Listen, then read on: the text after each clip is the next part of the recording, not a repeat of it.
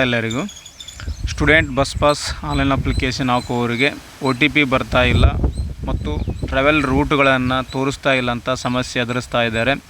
ಹಲವಾರು ವಿದ್ಯಾರ್ಥಿಗಳು ನನಗೆ ಕಮೆಂಟ್ ಹಾಕಿದರು, ಟ್ರಾವೆಲ್ ರೂಟ್ ನಮಗೆ ಶೋ ಆಗ್ತಾ ಇಲ್ಲ ಮತ್ತು OTP ಬರ್ತಾ ಇಲ್ಲ, ಸೇವಾ ಸಿಂಧುನಲ್ಲಿ ನಮಗೆ ರಿಜಿಸ್ಟ್ರೇಷನ್ ಆಗ್ತಾ ಇಲ್ಲ ಅಂತ ಹಲವಾರು ಸಮಸ್ಯೆಗಳನ್ನು ಹೇಳಿಕೊಳ್ತಾ ಇದ್ದರು. ಇದು ಯಾಕೆ ಆಗ್ತಾ ಇದೆ ಅಂತ ಈ ವಿಡಿಯೋದಲ್ಲಿ ನಿಮಗೆ ತಿಳಿಸ್ಕೊಡ್ತಾ ಇದ್ದೀನಿ. ಗೌರ್ಮೆಂಟ್ ಕಡೆಯಿಂದ ಒಂದು ಹೊಸ ಅಪ್ಡೇಟ್ ಬಂದಿದೆ, ಆ ಅಪ್ಡೇಟ್ ನಿಮಗೆ ತಿಳಿಸ್ಕೊಡ್ತಾ ಇದ್ದೇನೆ. ಯಾರೆಲ್ಲ ನಮ್ಮ ಚಾನಲ್ನ ಹೊಸದಾಗಿ ನೋಡ್ತಾ ಇದ್ದೀರಾ ದಯವಿಟ್ಟು ಸಬ್ಸ್ಕ್ರೈಬ್ ಮಾಡಿಕೊಂಡು ಬೆಲ್ ಐಕನನ್ನು ಪ್ರೆಸ್ ಮಾಡ್ಕೊಳ್ಳಿ. ಇವಾಗೇನು ನೋಡ್ತಾ ಇದ್ದೀರಲ್ಲ, ಪೇಪರ್ ಪ್ರಕಟಣೆಯಲ್ಲಿ ಕೊಟ್ಟಿದ್ದಾರೆ ಗೌರ್ಮೆಂಟ್ ಕಡೆಯಿಂದ. ವಿದ್ಯಾರ್ಥಿಗಳಿಗೆ ನೀಡಲಾಗ್ತಿರುವ ಉಚಿತ ಬಸ್ ಪಾಸ್ ಅರ್ಜಿ ಸಲ್ಲಿಕೆ ಪ್ರಕ್ರಿಯೆಯಲ್ಲಿ 3 ದಿನಗಳಿಂದ ಸರ್ವರ್ OTP ಸಮಸ್ಯೆ ಸೇರಿ ಹಲವು ತಾಂತ್ರಿಕ ತೊಂದರೆಗಳು ಎದುರಾಗಿವೆ. ಹೀಗಾಗಿ ವಿದ್ಯಾರ್ಥಿಗಳು ಸಮಸ್ಯೆ ಎದುರಿಸುತ್ತಿದ್ದಾರೆ ಅಂತ ಕೊಟ್ಟಿದ್ದಾರೆ.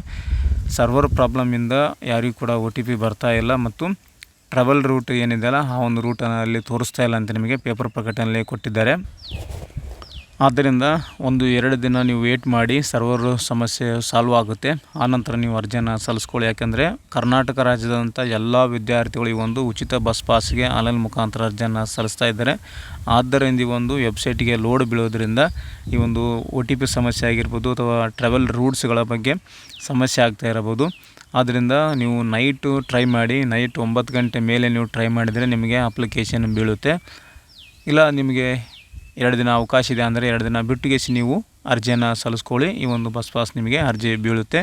ಯಾವ ರೀತಿ ಅರ್ಜಿಯನ್ನು ಸಲ್ಲಿಸೋದಂತ ಹಿಂದೆ ವಿಡಿಯೋ ಕೂಡ ಮಾಡಿದ್ದೇನೆ. ಆ ವಿಡಿಯೋದ ಲಿಂಕನ್ನು ಡಿಸ್ಕ್ರಿಪ್ಷನಲ್ಲಿ ಕೂಡ ಹಾಕಿರ್ತೀನಿ, ನೋಡಿಕೊಂಡು ವಿಡಿಯೋನ ಮೊಬೈಲಲ್ಲಿ ಅಪ್ಲೈ ಮಾಡ್ಕೊಳ್ಳಿ. ಉಚಿತವಾಗಿರುತ್ತೆ, ಯಾವುದೇ ರೀತಿ ಪೇಮೆಂಟ್ ಇರೋದಿಲ್ಲ.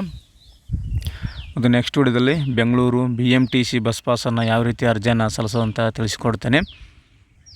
ಅದಕ್ಕೆ ಬೇಕಾಗಿರುವಂಥ document Aadhaar card, admission receipt ಬೇಕಾಗುತ್ತೆ. ಜಾತಿ ಆದಾಯ ಪ್ರಮಾಣ SC/ST ಅವರಾಗಿದ್ದರೆ ಜಾತಿ ಪ್ರಮಾಣಪತ್ರ ಬೇಕಾಗುತ್ತೆ. ಜನರಲ್ ಕ್ಯಾಟಗರಿ ಆದರೆ ಅದಕ್ಕೆ ಜಾತಿ ಪ್ರಮಾಣಪತ್ರ ಬೇಕಾಗಿರೋದಿಲ್ಲ. ಮತ್ತು 1ರಿಂದ 10ನೇ ತರಗತಿ ವಿದ್ಯಾರ್ಥಿ ಒಳಗಾಗಿದ್ದರೆ SATS ನಂಬರ್ ಬೇಕಾಗುತ್ತೆ. ಅಂದರೆ 1ರಿಂದ 10 ಒಳಗಿರುವಂಥ ವಿದ್ಯಾರ್ಥಿಗಳು SATS ನಂಬರ್ ಕಡ್ಡಾಯವಾಗಿ ಎಂಟರ್ ಮಾಡಬೇಕು.